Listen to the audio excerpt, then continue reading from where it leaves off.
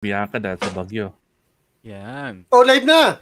Nandiyan si Good Bianca. evening sa ating mga Alright. viewers. Malamig. Malamig, basa. Good evening. We are on episode, anong episode natin? 50 56. something. 56.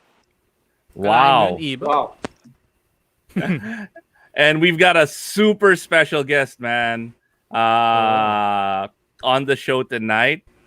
And you'll see him in a bit. It is the At greatest saka- of all time. Oo. At saka Iba, wag yeah. nating kalimutan. Meron tayong surprise raffle sa mga makikinig ngayon. That's right. That's right. So Dan's Oo. Bike Shop is giving us some stuff to raffle off.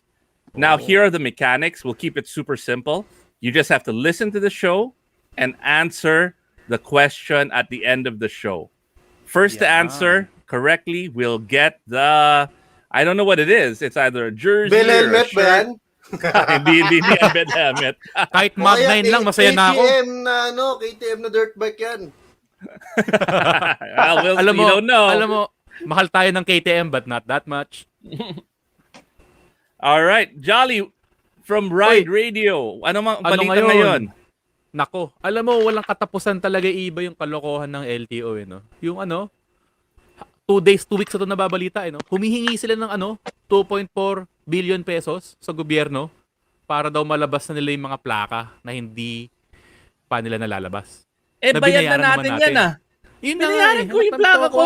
Kahit sticker, Oo. wala akong nakuha. Yun na nga di ba? So parang, di ba? What the F? What Diba? the F? Pero Iba, ito na lang, mayroon akong good news.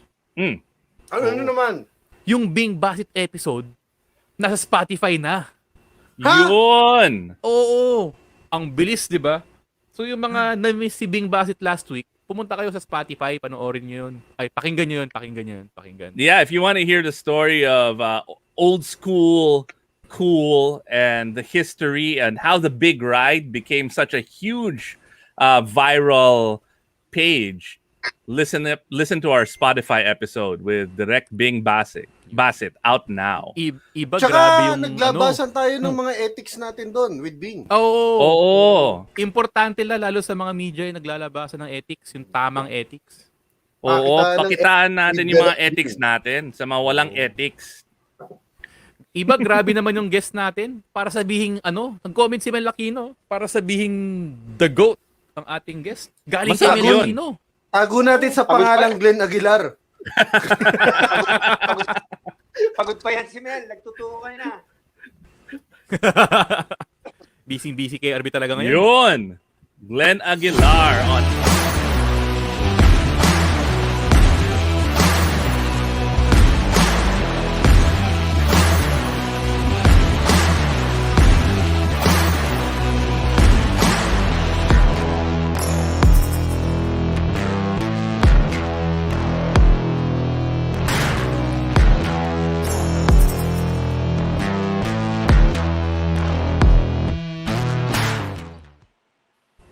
Nako, nakakahiya yung OBB natin.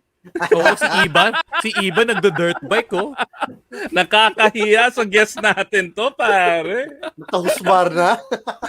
All right. So we've got, we are incredibly honored, and I never thought we would have somebody that is a living legend on our show. And I'll just give a quick background on how we got him. Sir Dino Santos from KTM greeted him happy birthday because it was Glenn's birthday last week. And ako, nagpa-kapal ng mukha. And sinabi ko, Sir Glenn, would you want to be our Tunay na Rider of the Week? And he was so nice to say yes to a complete stranger. So without further ado, we've got the greatest of all time, 2 decades Rider of the Year. Tama? 2 decades. And Grabe. Almost. we've got almost 2 decades. Glenn Aguilar. Hi, Sir Glenn. Welcome to Tunay na Rider. 2 decades? Grabe, nasa 20s pa lang pala si Glenn. Thanks for having me. Yun. Yeah. Ay, Iba, teka lang. Hmm. Teka lang. Bago tayo magsimula, pag-usapan natin yung sponsor natin. Oh, Nakalimutan Sino? natin. bago tayo magsimula sa episode na to at magtuloy-tuloy na ang kwento, gusto ko lang pag-usapan natin muna yung Podmetrics. Kasi alam nyo, kung podcaster kayo or someone kayo, gusto nyo mag-advertise or mag-monetize ng isang podcast, pumunta kayo sa podmetrics.co. So marami tayong mga features na nakahanda for both content creators at saka advertisers. So kung punta kayo sa podmetrics.co para malaman nyo yung iba naming mga ma-offer sa mga gusto mag-podcast. So, And, di ba? you know, Andali na mag-podcast ngayon, man. Pare, through Podmetrics, we were able to get partnerships like Lazada, like NordVPN. So if you want to start a podcast and you want to monetize, Podmetrics is your place to go. Yun. Podmetrics is the easiest way to monetize your podcast. All right, so again, I'm going to repeat. We've got some great raffle stuff from Dan's Bike Shop, courtesy of Sir Glenn. So the mechanics are super simple. Listen to the show, and we'll ask a couple of questions at the end of the show, and whoever gets them right, you're going to get either like a shirt or a jersey or gloves from Dan's Bike Shop. Si Sir Glenn nang yung bahala doon. Yun. No? Yep. Grabe, Ibo, may nagko-comment na agad, si Derek. Grabe, napapanood ko lang siya nung elementary ako. Okay, I got may debate kami kanina, Glenn, before we start. Yeah. Kami ni Buck. I was like, you were Rider of the Year for almost 2 decades. You've won all of these awards. And Buck was telling me na noon bata pa siya, he was watching you. And ikaw yung idol niya. And I was like, Wow. but 20 years ago, 20 ka lang, Buck eh. I mean, hindi ka bata noon. 20 ako ngayon. Hindi pa pinapanganak si Bak, pinapanood ka na eh.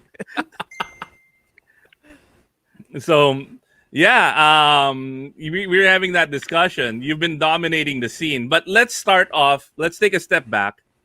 And how did you get into motorcycles? Paano ka nag-umpisa? My dad was a motocross racer during the late 70s. So I was born 1974, and then he did his racing days, I think 78. So he was bringing me to the racetrack when I was 4, and I think it's in the blood already when he's exposing me to the sport. So and then he stopped riding at the age at 1980, I think. So, but I can see the motorcycle still in the garage. But he doesn't want me when I was growing up. I had a mini trail, by the way. Yo. So, at the age of 7. So, tinuturuan niya ako with the mini trail. And I think at the age of 10, wala nang motorcycle in the garage. So, I went into different sports like football, basketball, and motocross just started when I think I'm in college already. I was already late. I am 17. Oh, okay. So you were mini trailing when you were young, pero it wasn't like continuous. Hindi pinasa ng dad mo sa'yo. But No, you're doing because that now with your son, si McLean, who's also competing, and he's doing a lot of awesome things in the motocross space.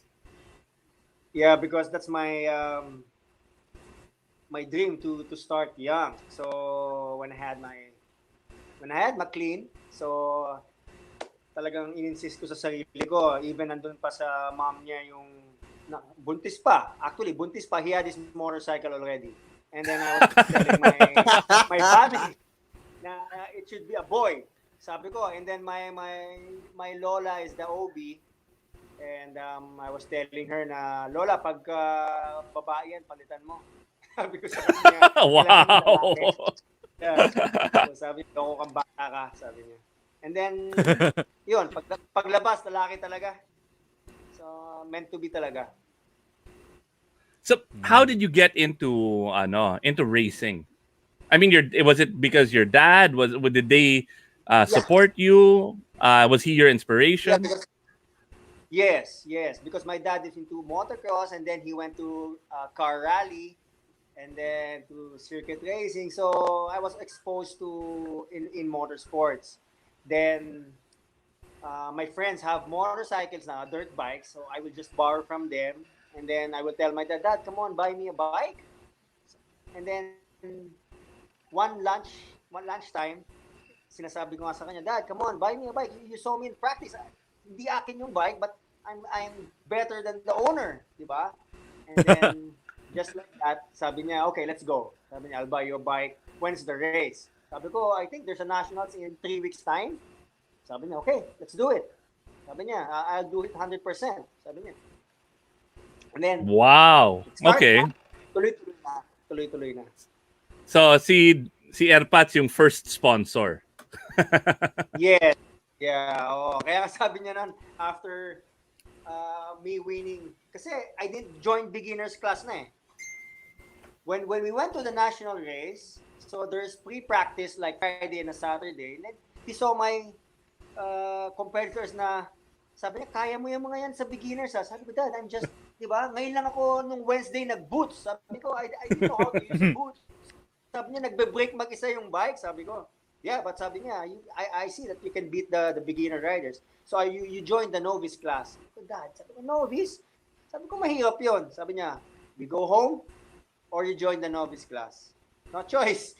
We're in Rojas City in Visayas. So that's the round 1 of Camel Motocross. So I have to sign up with novice class. And then luckily, yeah, I won third agad. So your first race pa lang, you already got a podium place. Yes. And ano, higher class pa. Yung novice, yun yung may mga Novice 5 years agad. experience na ng mga nagsasandbag sa novice class. Okay, for the people who don't know, and I'm just gonna read this comment by Jariel Del Rosario. Greatest of all time, idol ng lahat, walang bisyo, may work ethics, very fit, a real inspiration to all athletes and coaches. Higit sa lahat, walang Thanks, chance. Jar. Ang sakit mo naman magsalita, Jariel. Oo nga. Yeah, wala. Magbibisikleta si Iba mamaya, tinan mo. Okay, and then si Lucky Abad. Problema sa babaeng magna-motocross. Oh. Ano yun? Pwede daw yung babae ah. Yeah, there's girls na nagmo-motocross. There's a lot. Pero alam mo So- noong panahon din talaga no, medyo hindi pa naman masyadong enlightened yung mga tao pagdating sa gender equality eh. Yung mga Yeah, it's a sinuuna different time. nagmo-motocross talaga na babae, talagang grabe yung mga barriers na kailangan talaga nilang ano yun eh. May hadlang talaga, 'di ba, sa career nila nun. Kaya ang gagaling ng mga sinuuna na yung mga unang lady riders nun. Alam na yung mga nagko-compete. So, Ano you pa were kaya kung ladyboy riders? Meron. Meron. Okay, so Plano ko yun eh. when was your first race, Glenn? But yeah, my first race was in 1992 in Rojas City. It's in February. That's why sabi ko nga this coming February, it's my 30th year in this sport. Kasi Okay, I started so- 1992 on a February. So 30th this coming year. February, my third decade. Okay, na. so I have a question. I grew up in the era of the Chicago Bulls dominating. Right? Naka back-to-back, naka ano. You're like basically the Chicago Bulls for 30 years. How do you do that? How do you become I mean, going back to what Jeriel said, what are your tips? What are your advice? Yeah, actually, Jarrell has a good point. Thank you for that. And then, yeah, I sacrifice everything. No vices, really. So that's why, yung kanina sinasabi ko, during elementary, I'm a football player of San Agustin from grade 3 up to grade 7. I was the center forward for Cardio football. ng football. Yeah, and then on high school, I went to basketball on different leagues also. So yun talaga yung ano ko, yung basketball. So I went to UAP, I went to Kakup, different leagues. So but dito talaga ako pinunta ng ni Lord sa motocross. yung hilig ko talaga since na nung bata ako. So nung bata lang ako, I didn't have the chance because syempre yung mga parents, even my dad is a rider, sabi niya mag-aral ka muna. So you have to finish studies first. Eh ang problema nga nung college ako, nagloko na ako because of college. This. Oh. Yeah.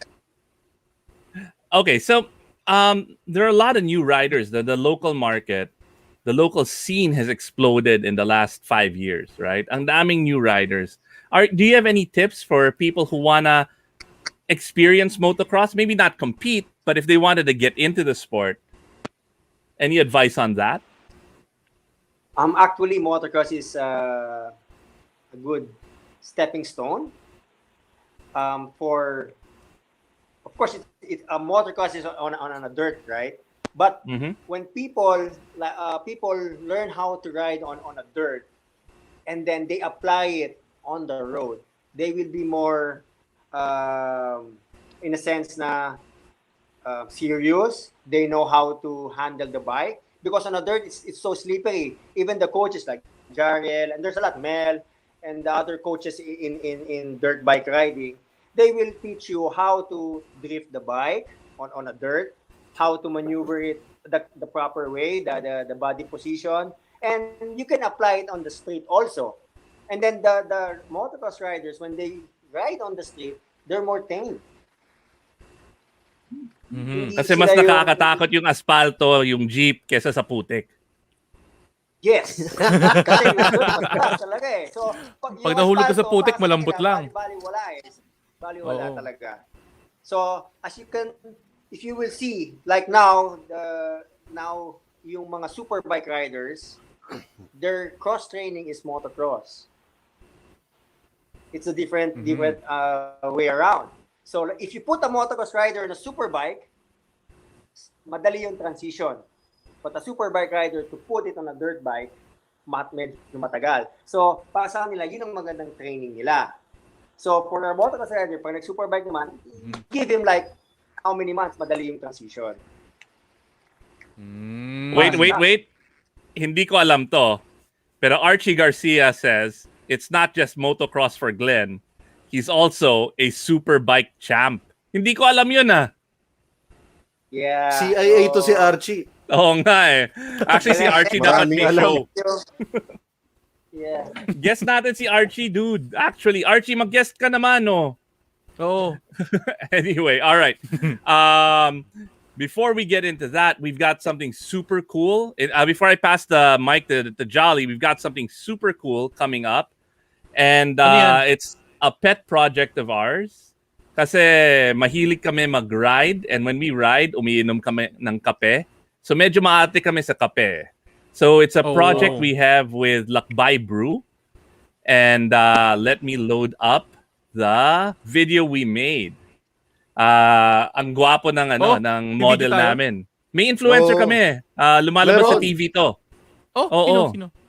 Sandali 3, 2. Films.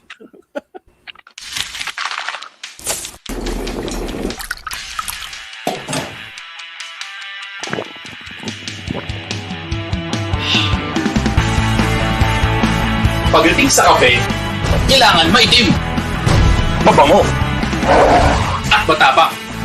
Tunay na Rider Coffee, ang tunay na kape. Tunay na Rider Coffee. So we've got Tunay na Rider Coffee coming soon. Maitim, mapait, matapang, high-octane moto coffee. Kita niyo umaapoy. So next week, we'll tell you guys how to get it. And we might be giving some away during the show next week also. Pero ito yung sneak peek by the Tunay na Rider crew. Humihingi na nga si Melakino eh. Para daw, lahat ng estudyante niya nang-hyper pag tinuturuan mo. Ayun, may magtatanong na. Next week, and we'll share it on our page. So please keep us, please stay posted. Follow our page. It'll really help support the show. We'd appreciate any kind of Pag di ka naka-follow sa page, di namin kayo bebentahan. All right. Jolly. Yun. Actually, curious ako eh. Kasi 3 decades kayo nag-race ng bikes, Sir Glenn. Ano ba yung mga motorsiklo mo ngayon sa garahe na ginagamit mo? Sorry. Medyo ano yung Doon audio. sa 3 decades ng pag-racing mo Yeah. sa motocross, so malamang ang dami mong pinagdaan ng motorcycles. So, ano ba yung mga nasa garahe mong motorcycle ngayon? What's the last part, bro? Medyo nagano eh. What motorcycle? Ano yung mga motorcycles na meron ka ngayon sa garahe mo? Right now, basically, because KTM is helping me, and it's more on a KTM on the garage. Yeah, and then yung Pwede mga mo bang dating ano? bikes ko nandun sa kabilang house. But Pwede on ba this natin garage, ipakita sa we ating can mga take it. ano? Pwede ba ipakita sa ating Yeah. mga manunood? Masilip naman ng garage ng champion. Oo The nga. best Ano ba the itsura? best bike in the world kasi yan. Actually, there's one on the... Meron Sa sa sala. sala may motor. Sa kusina at CR meron din. Hold on, I'm gonna solo layout. Talagang love natin, ah. So there are 2 bikes in the living room. Okay. Is that your son's bike? Kasi 259 yung number. Yung bike mo, puro number 1, di ba? Yes. Yeah, oo. Alam mo, Alright. And kanina, nag-practice kami. And then these are the bikes that we use kanina. Ayun, father and son. Husqvarna and Dumadumi pa KTM. Yeah. yan na yata yung pinakamalinis na, oh my gosh, ang dami. These are the bikes. Ano, gusto mong pangalanan lahat, Jolly, para Uy, may gas-gas. pinatisin mo? Uy, gas ah. That is the KTM, most epic garage I have ever seen. KTM talaga. Oo. Ganda ng Wala mga KTM. Choice of Champions, KTM, oo. Pero, Alright. Jolly, yung mga tanong mo. Yung tanong ko, Glenn, sa dami-dami ng mga motorsiklo na meron ka, dun sa garahe. Ang daming trophy sa likod, oh. Oo. Punong-puno That's ng the golden trophy. wheel. Yeah, I think I have the most Golden Wheel Award trophies. Eh. So these are all Golden Wheel Awards. So, they started the awards. So dami, no? I don't know how many. tipid sa ilaw nga yung mga awards eh, no? Sa sobrang daming ginto, parang reflector na eh. And then this is the prestigious trophy from Camel before. The perpetual trophy that they leave it with me na eh. So with it's my idols during the era. There's Jovi Solo for the what's that 1996. What's that 19 the dates, di ba? And then there's Jolet Howe, Ernie Leongson, and then after that, yeah, Glenn Aguilar, and then ang dami na, iniwan na sa akin. Mga ano yun ah. Tama nga yung sabi ni Derek mga pangalan lang yun na nababasa ko sa mga magazine dati, anong high school ako ah. Jaryo. Wow, look at that. Glenn, baka nagbebenta ka ng trophy talaga eh. Parang tindahan yata yan eh. Display case. Yung showroom. Yeah. Ito yung pinaka... Favorite. Yeah, because this is an international one. Wait, yeah. It's the... Glenn, if you can swing it to the left, hindi namin... Ayun. Yun. Sorry, medyo... Yeah. So, this is a prestigious one. This is from the Asian Championship. Yeah, so FIM. I got it for 2003. So, Asian champion. yeah, so yun ang medyo naiiwan kong remembrance sa akin. So, I gotta ask again, man. What are you doing on our show? Or doing what? What are you doing on our show? Giving inspiration to Filipinos. Yun. Speaking of inspiration, Yeah, I was just a kid na nag-dreaming to be a champion, and then Hard work. that's it. Hard Yeah, work hard and work discipline. talaga. So, like Jarrell said kanina, so I miss nightlife. I miss everything because I have to train every day during my first and before the first championship. So I really have to train hard. If the riders are sleeping, I'm already training. If they're partying, I'm already with my mechanic fixing my bike. That's the life I had. So Yun, medyo no? you have to sacrifice a lot. Mm. And Ay, then ito lang. yun nga, Ano? I've been racing with Mm. 3 generations already. So it's hard for this sport. So I'm fortunate to have this, yun nga, sabi nga dyan, di ba, the fitness. If I want to ask more, I want to go like 20 more years younger again so I could fight with my son and the rest of the students, di ba? So yun ang masarap eh. Yeah. Ano no, being a champion is tawag doon, is a lifestyle, bale, no? Hindi lang skill eh. Dapat talagang lahat. Yes. Mindset. Yeah. Ah, Because motocross is motocross is the hardest sport in the world. No kidding. If you will search it, it's really the hardest sport. You think nakasakay lang kami, it's harder than MotoGP, than F1. No kidding. If you will search it. Ito yung our heart rates go up to 200. Wow. grabe. So you really have to train every day. Yes, correct. That's why you have to use a heart rate monitor. Like siyempre sa age ko, I'm 47, so I really had to check my heart if I'm exceeding already. Ganon kahirap ang motocross. And then you have to of course, yung semplang. But if you're ensayado, mawawala yun. Okay. So it really takes iba- dedication. Yun. Yeah. Ito. Mhm. Ang dami daw nalula doon sa garahe mo. Pero ito, may kinoment si Jaime Maralit Jr. Parang, wow, may pang motocross po pala ang Husqvarna. Nako, Exactly Jaime, on that. nagsimula talaga ang Husqvarna sa motocross. Hindi. Nagsimula yan sa sewing machine. Actually, Yes, sewing yeah, machine. meron din sila, Husqvarna. At saka mga water Meron pump. din silang mga Tapos, Tsaka chainsaw. hanggang ngayon, may correct, Husqvarna yes. chainsaw. At Sir saka Glenn, ito, I have a question about Go, your go, bikes. No? So I'm not a motocross guy. I think it's a beautiful garage and I'm impressed, but they all kind of look the same. What's the differences between the bikes? Parang it's like you have 5 of the same bikes. Ano yung hindi, differences doon? Yeah, Hindi, iba, ano yan. Ang theory ko dyan, Monday, Tuesday, Wednesday, Thursday, Friday. Sir Glenn, I don't think... Sir Glenn.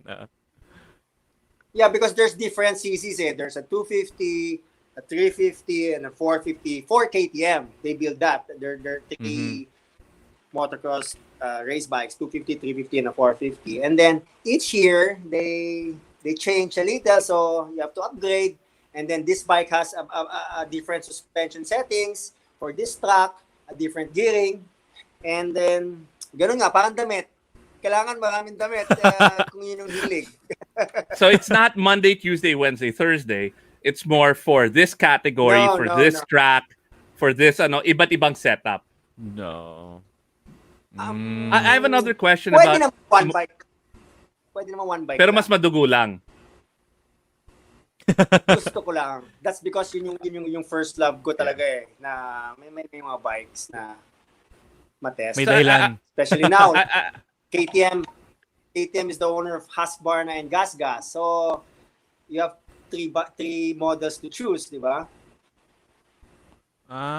Para wag kayong malito, bilhin nyo na lahat. Oo. Kung Punta champion kayo ka, sa BGC kailangan. KTM. Yan ang ano. Yes. If somebody's gonna spend money on an Armani suit to go to work, yan ang tool of the trade, di ba? Gastos ka doon. I have another stupid question about motorcycles, Glenn. What's the difference between motocross bikes and dual sport and enduro? Like, ano yung biggest differences between those 3 types of motorcycles? Like, can I go enduro riding on a motocross bike? Again, stupid question, but since I have you here. No, actually, the enduro bikes and the motocross bikes are almost the same. nag-iiba lang siya because of the suspension. The enduro bikes are more plusher, so it will absorb terrains like pag nag-mountain ka, trail riding, yung suspension nila mas malambot. On our part, we go like 25, 30 feet in the air to do jumps. So we need to make our suspension naman steeper. So ganun yung motocross bike. And then the tranny has a closer gear ratio than the enduro bikes, because the enduro bikes, they go farther yung trips. So yun ang pinagkaiba lang naman nila. But you can use the enduro bikes, just change the suspension, and then the engine is a little bit detuned, pero basically halos parehas lang. Yun.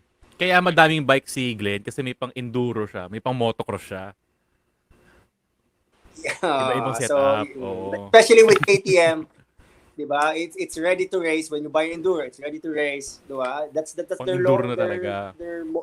slogan. Yeah. Ready on to a race. specific bike, yes, specific bike, gamitin mo na agad. If train, ito yung bike, game. Kaya Pero, maganda Sir talaga Glenn, mag-invest sa mag-invest sa KTM kasi wala ka nang papalitan, ready to race na. Oo.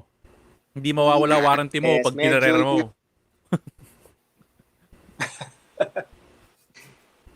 Pero They Sir Glenn, have ito, may turbo tanong ako brakes. doon.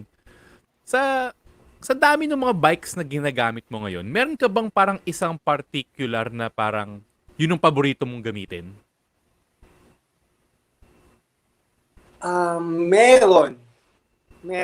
Medyo meron. Kasi even they're both brand new, and then I will use this one and then use one. Parang merong isang bike na iba yung handling, even they're the same. Yung parang doon Iba yung kahiyang. or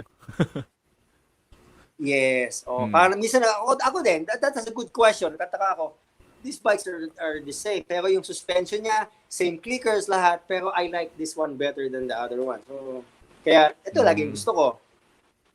Anong yan? Anong bike May yan? ganon. KTM yan, syempre. Best bikes in the world. Yeah, and they're fast. Kung like kunwari meron kasi yun nga parang yung kung 'di ba may dalawang bike sa pareho pero yung isa mas maganda yung break-in or mas naghiyang sa'yo. Meron ka bang isang bike na yung parang matuturi mong parang yun yung dream bike mo or yun yung parang holy grail na motorsiklo? Yun yung parang gusto mo. If I had one, gusto ko magkaroon yung gamit mismo ng mga world champion, their factory bikes, but it's hard to get that. It's really expensive, and then you really have to have a good connection to get those bikes kasi their parts are really not for sale. And then just the suspension alone, the front and rear is more expensive than a brand new bike. No kidding.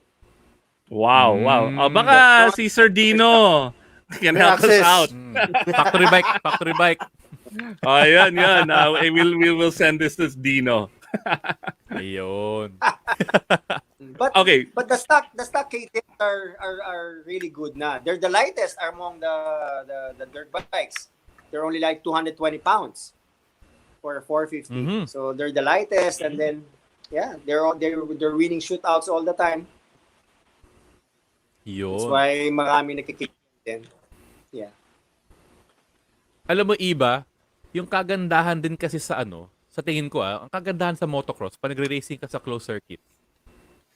Safe yan closed environment yan.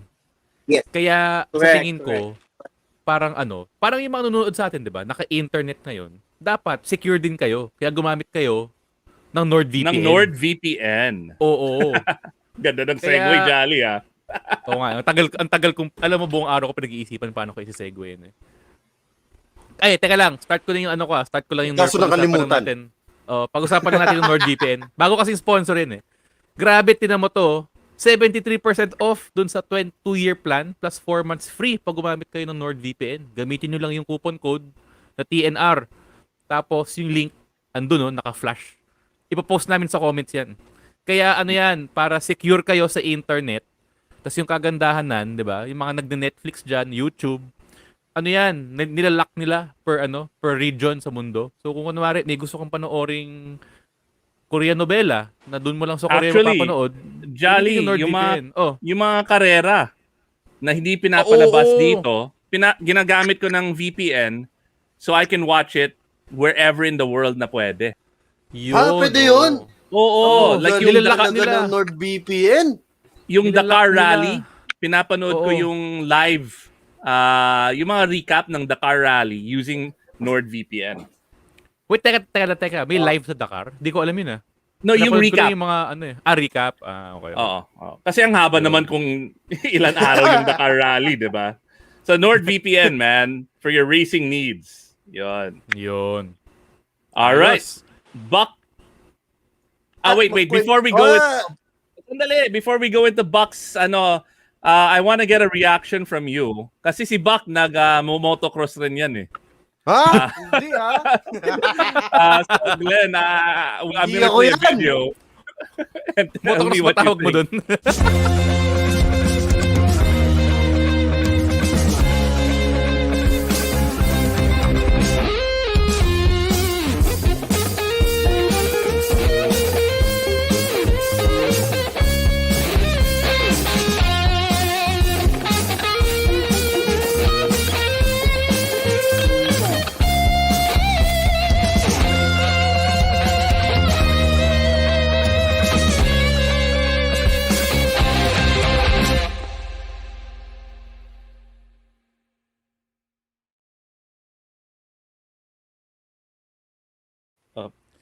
So Grabe Hindi Glenn, ako naman yun. yung ano. Mataba yun eh. may mga tips ka ba, Glenn, for Buck? Mataba yun. Laki-laki ng boobs oh. Unang-una, bibigyan kita ng pants. Game! Parang nakakalimutan magpantalon eh. Hindi, kasi sobrang excited di Bak. Pumunta sa KRB, nakalimutan na magpantalon. Brief nga, wala eh. Pantalon pa. Battle hopper daw, sabi ni Jaime Paralit. Grabe yung airtime mo dun, Bak. So next time, baka Glenn, you can give Buck some tips pag nasa KRB siya. Hindi, yung pants lang okay na ako ron. All right, Buck, take it away. Magkwentuhan tayo kasama ang OGAWA Adventure Time. Dan. Ten. Sir Glenn, may tatanong ako sa'yo. Bumabiyahe ka ba ng yung nagmumotorsiklo na leisurely? Mahilig ka ba sa ganun? Yeah. Pero Buck, yung before, actually, I still pag-uusapan have natin my yung races. Hindi, ano naman natin? Siyempre, lagyan natin ng variations. Sir Glenn. Ako nung adventure ng KTM. Yeah. Ay, yun ang maganda. Kwento ka naman ng ng mga memorable experience sa mga ganyan. Actually, there's one race dati sa Sorsogon. There's a national race sa Sorsogon. So, everybody is going on a weekend para mag-race doon. And then, I'm going to have a flight, sana, going to the race. And then, yung mga friend natin sa Bicol, sabi nila, Glenn, why don't you use your KTM Adventure? And then, i-meet ka namin dyan sa half ng Bicol. Sabi ko, what? Sabi ko, lunchtime pagod. na. So sabi niya, mabilis ka na mag-bayad. Mabilis ka na mag-bayad. Sabi niya. So, parang dumating ako, syempre, adventure bike. So, umalis natin ako ng 1. Nasa Naga ako ng, nagme-merienda. Nasa Naga na ako. So, naunahan mo pa yung mga nag-aeroplano? So, kasi- kasi yung Kasi yun din yung oras papuntang na iya eh. Kumataw na. Ganun katagal. Warm up. Oo, yun yung warm up mo. Sipukot. So, they make me dun sa Sipukot area. Oo, And then, alam ko yun. go all the way to Naga. Yan. And then, from Naga, merienda sa dati ko sponsor, sa Yellow Cab. And when I was in Superbike, yun, Yellow Cab yung sponsor ko. And merienda kami doon. And then after that, dumiretso na ako ng Sorsogon. Sa nagulat sila, dumating ako nakamotor. And then, pero nung pauwi, after the race, sinakay ko na yung motor sa van.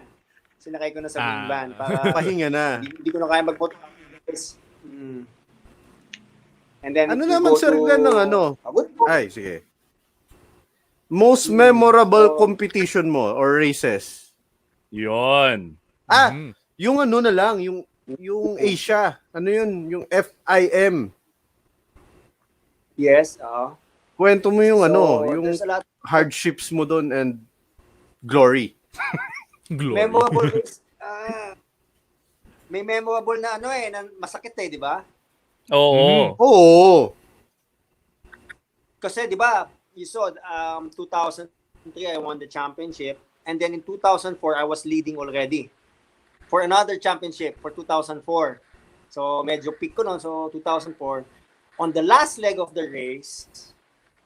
Last leg of the race. Memorable 'yon kasi umiyak ako eh. Last leg of the race, I only need to finish the race. Wag DNF, I will win the championship. So Wow. what happened is, na DNF Ang layo nung points. Yes. So, Ang layo nun lamang ng 25 points. yung, parang lamang ako ng mga 20. So, sabi ko, even last place ako, okay lang. But I had a DNF because of mechanical failure. no. Because somebody put water on my gas tank. What? Nangyayari yun? So, the bike, yes. It will start, mamamatay. It will start, mamamatay. So, nung chinek namin, so na-DNF ako. Pag check, may 1 cup of water on my gas tank. So And people then the other really do country won. sabotage. So, sabotahe talaga.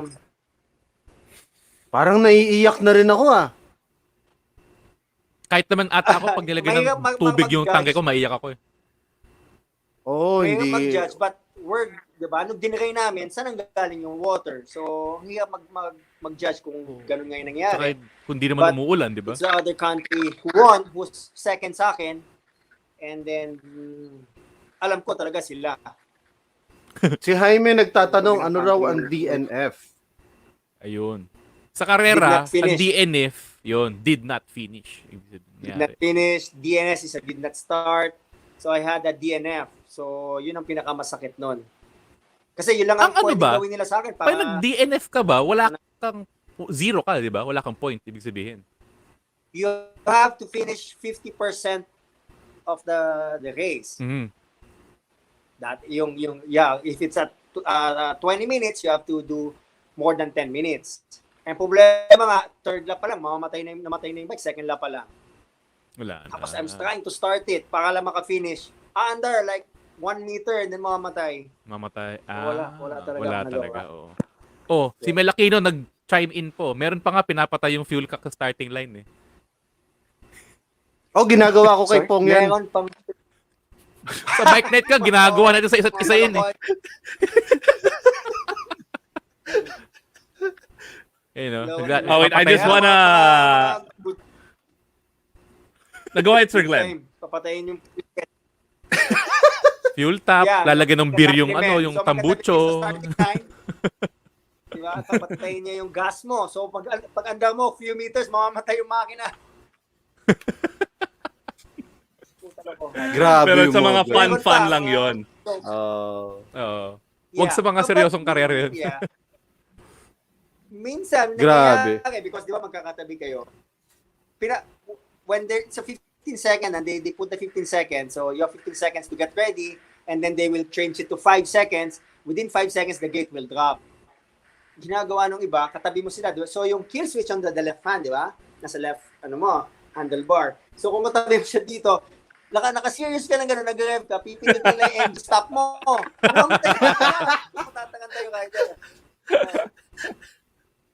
So mga ito pa, lang mga ginagawa. Kasi ngayon, electric start na matatakan lang, i-start niya ulit. 15 seconds pa naman eh. There's 5 seconds pa na to get ready. Pero mawawala comment yung focus nung rider. Nagluluwag daw ng brake fluid bleeder. Ibang Delikado yun. level na, ibang level na yun Hindi magandang trip yun. Delikado. Yung gagawin yun. Yeah, hi TC22. Pero di talaga maiiwasan yung ano eh, no? Yung ganong galawan eh. Pagdating sa, pag ganong klaseng competition na, no? Pero grabe naman yon. Oo, hindi mo talagang, yeah, it happened to us when my first out of the country na nag-race kami, that's 1994. Sorry, 93. Yung bike ni Jolet,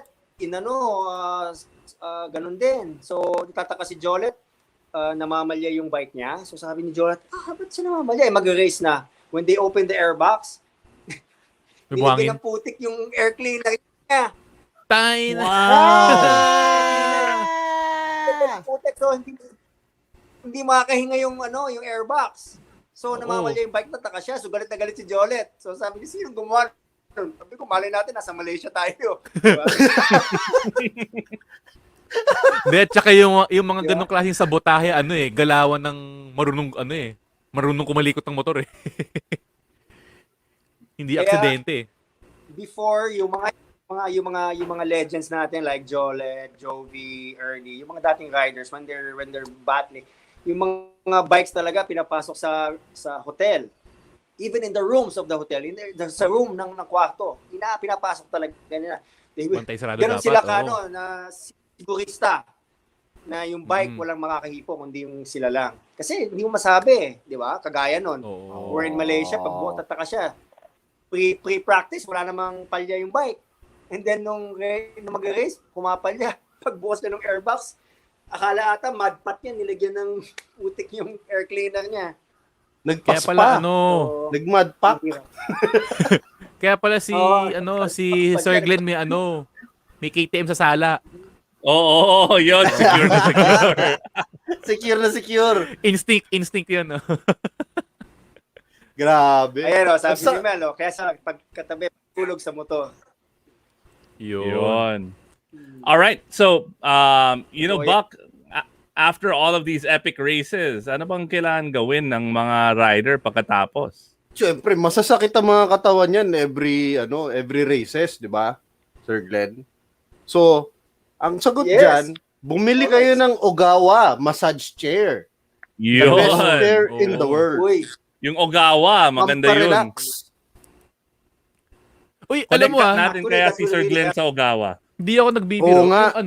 Alam mo yung easy fit no OGAWA, yung nagva-vibrate na pang exercise.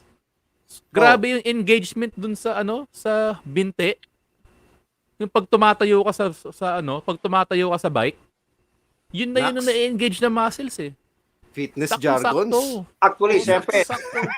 yeah, yung mga 'di ba yung mga motocross rider, they beat up their body every training. Ang talagang solusyon is a massage. Really. Even in the when I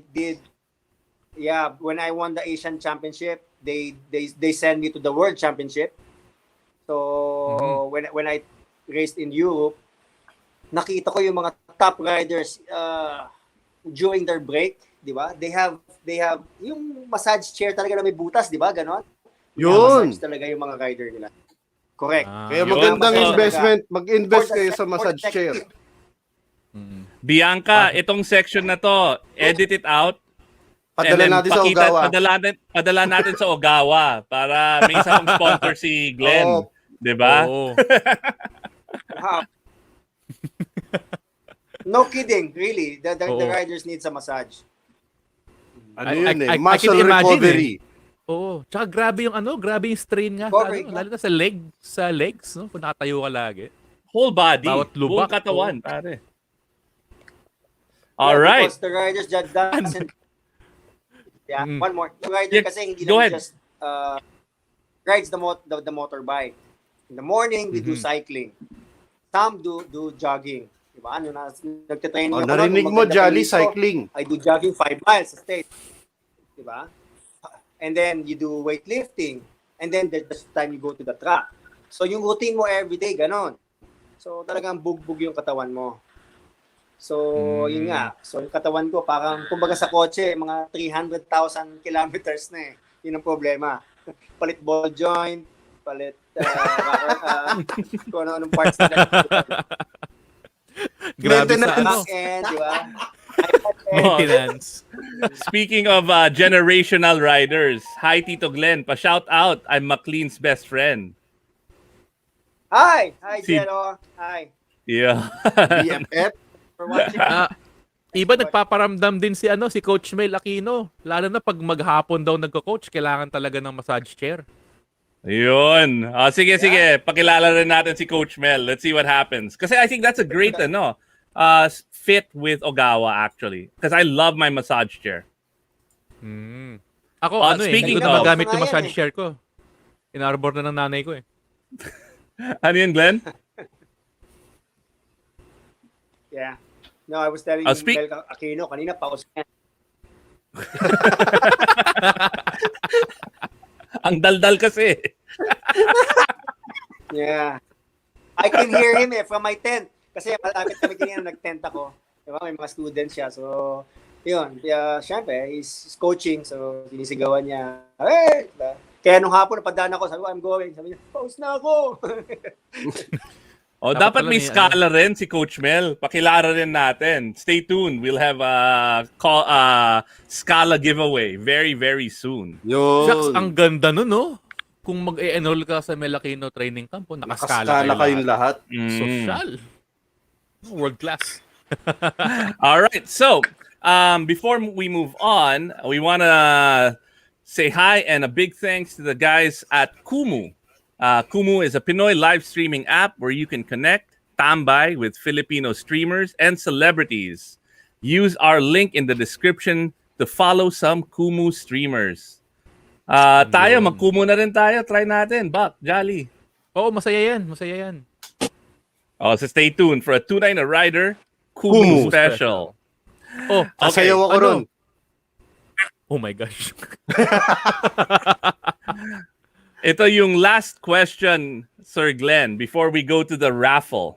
Raffle. Wow. So I'm gonna recap based on the interview and the stories that the greatest of all time has shared throughout the show. We'll be asking a couple of questions, and whoever answers first will win something from Dan's Bike Shop. Okay, so ito yung how we usually end the show, Sir Glenn. What do you think makes a tunay na rider a tunay na rider?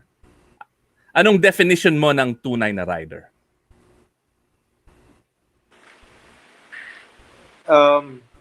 A tunay na rider is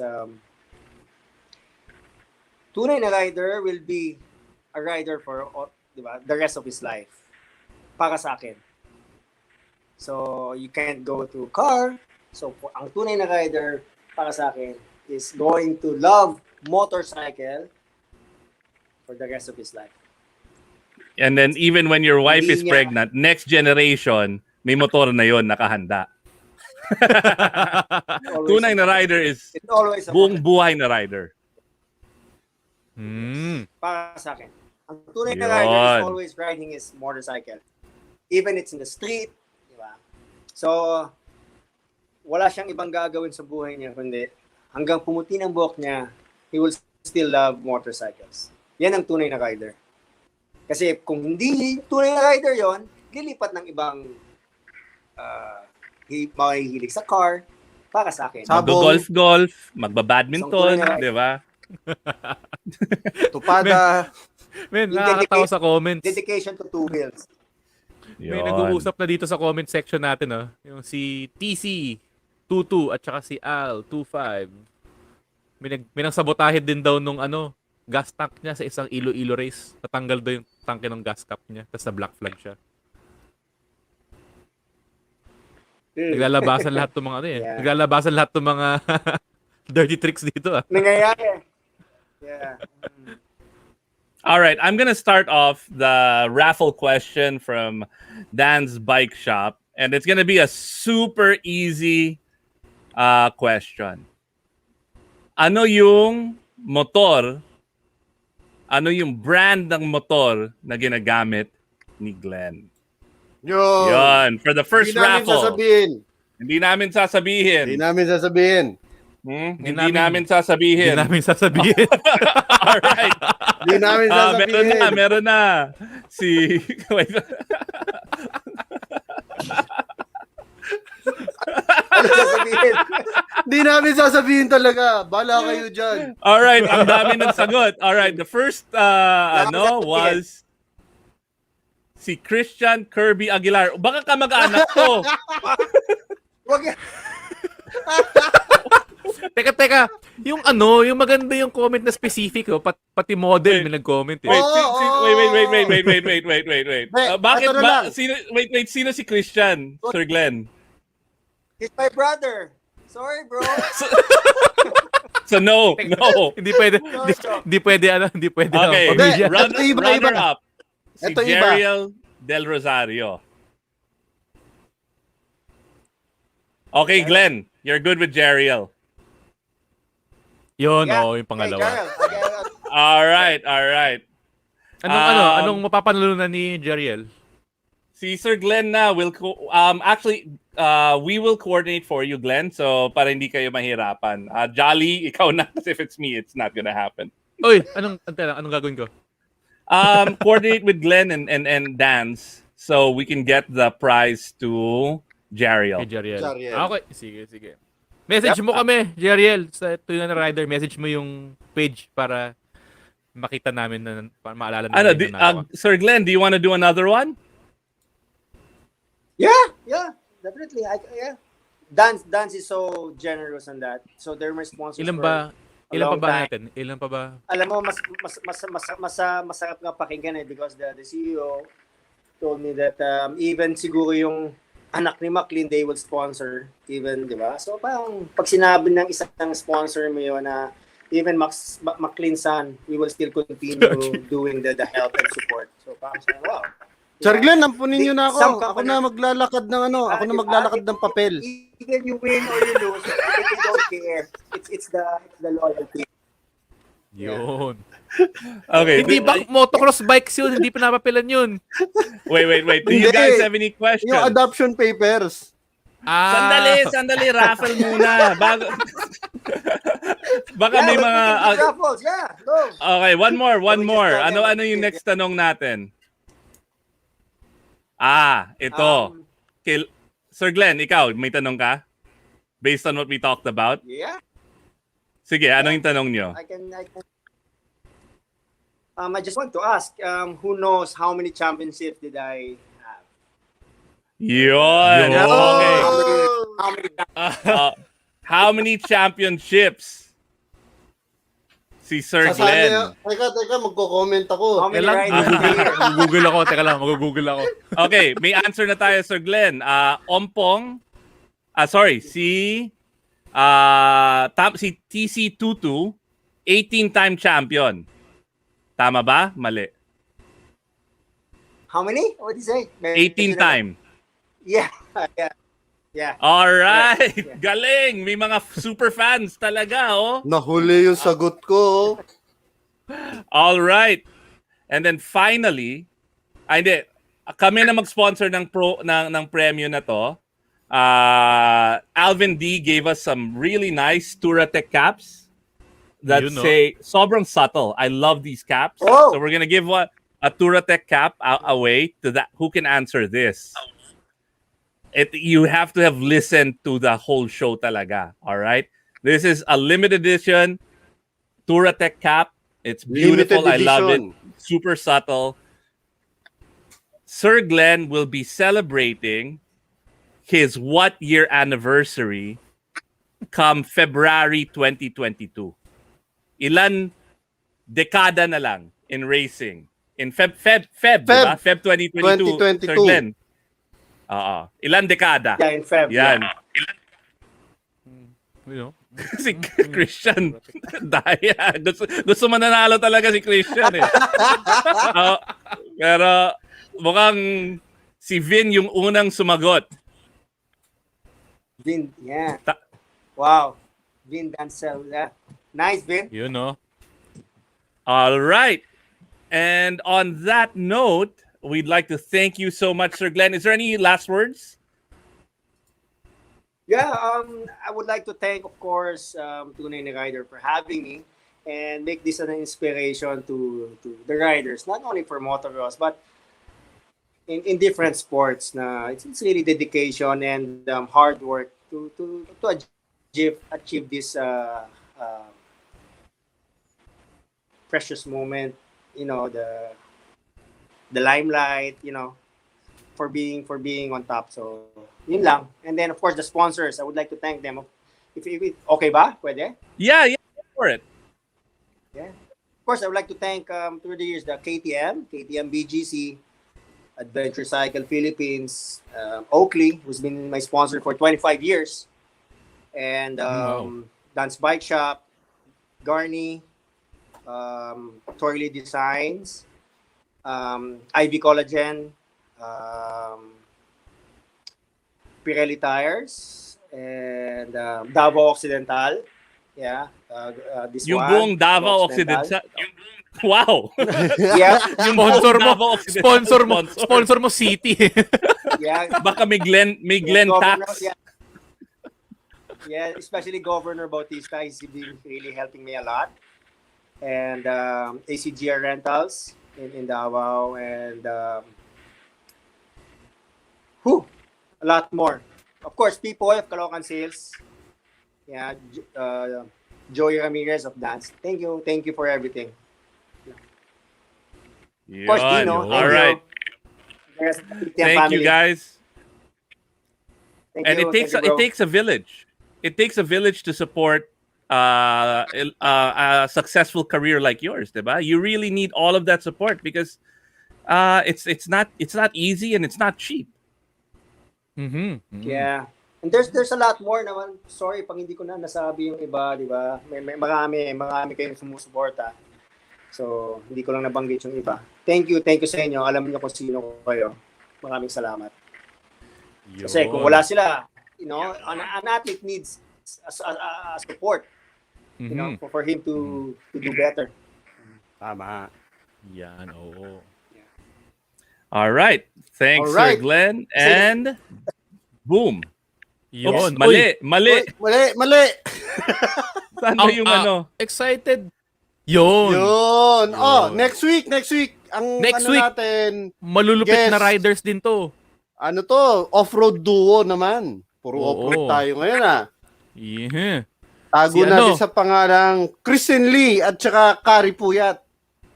Abangan nyo kung sino sila. Yun. Oy, salamat sa mga sponsors naman ng Tunay na Rider, di ba? Uy, we KTM. got Oh. season 2 with KTM. Thank you, Oh! KTM. Woohoo! Ogawa, syempre. Wow, nice. Ogawa. Tignan mo, magsi-season 2 rin tayo sa Ogawa. Pakilala na rin natin kay Sir Glenn and kay Coach Mel. Podcast Of course. Network Asia. Suspense, Turatec, Thank you, guys, Under ah. Armour, Thank you. Lason Moto Club. See you next week.